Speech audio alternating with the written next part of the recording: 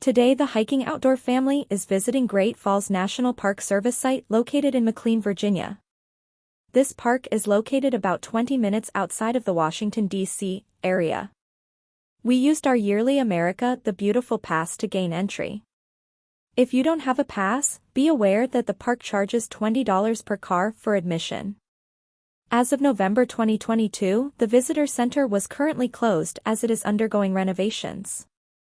The park offers fantastic overlooks of the Rocky River and waterfalls. We enjoyed watching a pair of experienced kayakers navigate the river. The park also contains a picnic area and over 15 miles of hiking trails. We found this park to have incredible beauty and enjoyed our visit.